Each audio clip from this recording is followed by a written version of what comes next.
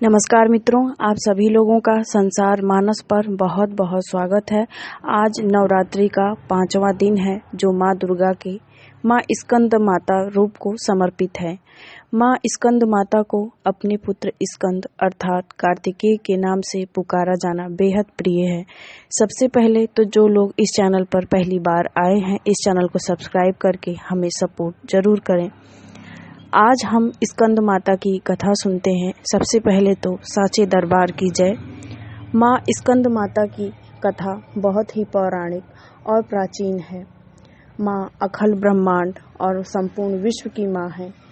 पूरे देश में नवरात्रि का ये पावन पर्व धूमधाम से मनाया जा रहा है।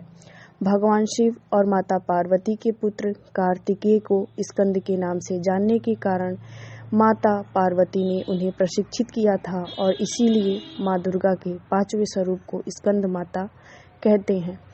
स्कंद माता की पौराणिक कथा के अनुसार कहते हैं कि एक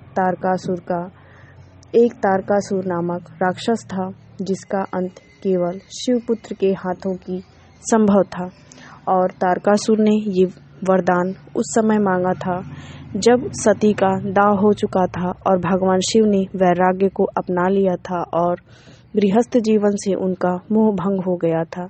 ऐसे में तारकासुर जानता था कि भगवान शिव जब तक गृहस्थ आश्रम की तरफ नहीं जाएंगे उनको पुत्र उत्पत्ति नहीं होगी और वो अजय और अमर रहेगा।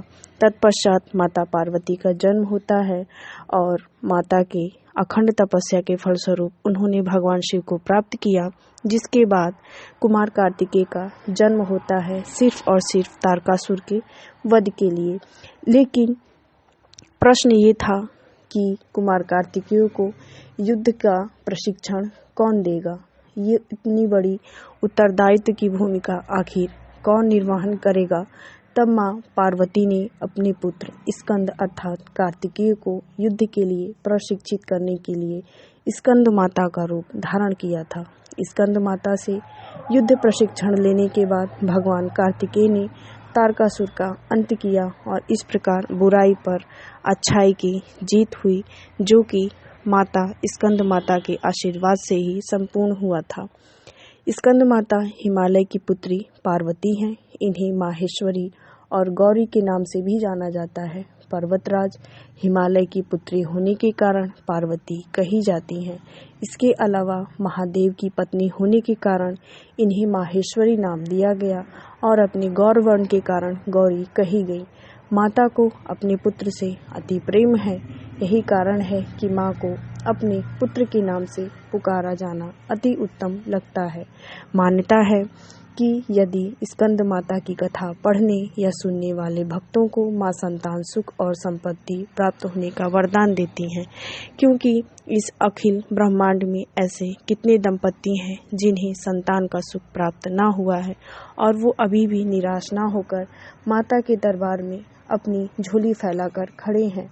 तो निसंदेह ही नवरात्रि के आज 5वें दिन निसंतान दंपति को माता स्कंद माता की पूजा करनी चाहिए, क्योंकि माँ कितनी भी बड़ी औलाद की कमी हो इसे जरूर पूरी करती हैं और जिन दंपति के पास संतान है उन्हें भी माता का स्मरण ध्यान पूजन अर्चन अवश्य करना चाहिए अपनी संतान की सुख और समृद्धि के लिए और उसे अजर और अमर बनाने के लिए। वो अजर और अमर शरीर से ना होके अपने नाम से, अपने कर्मों से, अपने गुणों से हो। तो ये थी स्कंद माता की कथा। उम्मीद करते हैं कि आपको पसंद आई होगी। इस चैनल को सब्सक्राइब जरूर करें और बने रहें इस चैनल पर। मिलते हैं अगले वीडियो में। जय माता दी।